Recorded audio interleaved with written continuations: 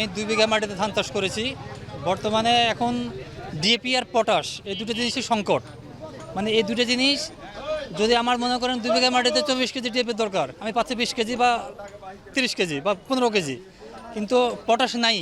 বাইরে বেশি দামে এটা শোনা যাচ্ছে লোকের মুখে মুখে যে বাইরে বেশি দামে বিক্রি হচ্ছে, এটা লোকের মুখে মুখে শোনা যাচ্ছে আর কি। সংকট মানে সার পাওয়া যাচ্ছে না, জমিতে ধান লাগাইছি যাবত পর্যন্ত সারটা দিতে পারি না। আজকে আসছি 3 বস্তা পেয়েছি, হ্যাঁ আমার লাগবে হলো 6 বস্তা, পাইলাম আমি 3 বস্তা। 3 বস্তা এখনো ঘাটতি রয়ে গেল। বাইরে কিনতে গেলে 1750 টাকা দাম দিচ্ছে, তাহলে আমরা তো কৃষক বাসছি না। এখানে প্রকৃত যারা চাষি তারা বঞ্চিত হচ্ছে। এই ব্যাপারে কিন্তু সরকারকে একটু, প্রশাসনকে একটু দৃষ্টিপাত দেওয়া দরকার। আসলে প্রকৃত তার জমির মালিক কতটুকু সে।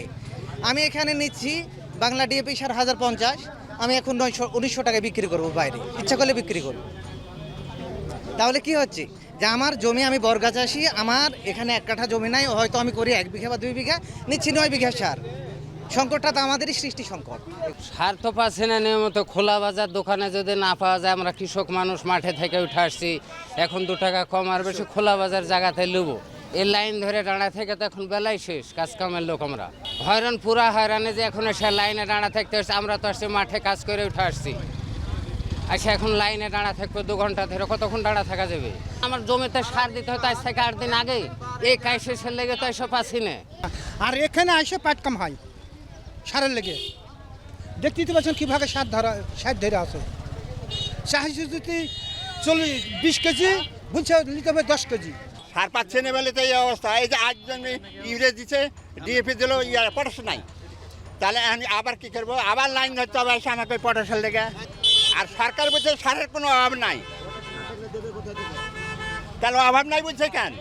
তাহলে সরকারকে বলতে হবে আমার পটাশ নাই, এটা আপনার বলতে হবে। তো ওই বুঝছে যে কৃষিমন্ত্রী বলছে আমার সব আছে, অযথা পাচ্ছি না আমরা। জমিতে ঠিক মতন সার না যেতে আবাদ হবে না, হবে। আসছে একটা ফুরা আসছে, আরেকটা আসছে ফুরা আসছে, ডিএপি আসছে ফুরা আসছে, এভাবেও দিয়ে আমার চলবে না। তো 200 টাকা ধরা কিনতে পারছে দোকানে, তাহলে আসছে কোনটা নিয়ে? গতবার চাইতে বরাদ্দ এবার বেশি, তবে বেসরকারি মালটা আমরা পাচ্ছি না। তবে বিএডিসি মাল দিয়ে আমাদের বরাদ্দ মোটামুটি বেশি আছে।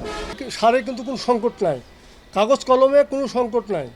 আপনারা নিজে দেখছেন আমার ঘরে পর্যাপ্ত পরিমাণ সার আছে। তো কোন কৃষক সার পাচ্ছে না, এটা আমার কাছে বোধগম্য না। সংকটটা তৈরি হচ্ছে এই সরকারকে বেকায়দাত ফেলানোর জন্যে কিছু অসাধু চক্র একটা কাজ করছে। সারের পর্যাপ্ত মজুদ আছে, কারণ আমাদের প্রতি মাসের সারের বরাদ্দ প্রতি মাসেই হয়। এবং আমাদের এখন পর্যন্ত যে বরাদ্দ আছে আমাদের রাজশাহী জেলাতে, আমাদের এ মাস ভালোভাবে পার হয়ে যাবে। এবং অনেকে লাগে যতটুকু 20 কেজি লাগবে, যে বলতেছে আমার 50 কেজি লাগবে। এখন সবাই যদি বেশি কিনতে যায়, আমি তো বললাম যে আমাদের বরাদ্দ প্রতি মাসের বরাদ্দ প্রতি মাসে আসে।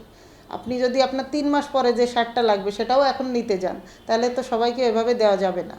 এজন্যই সঠিকভাবে যার যতটুকু এই মুহূর্তে জমির পরিমাণ হয়তো তারা জেনে সেইভাবেই বিতরণ করছে, যাতে সারের অপচয়টা না হয়।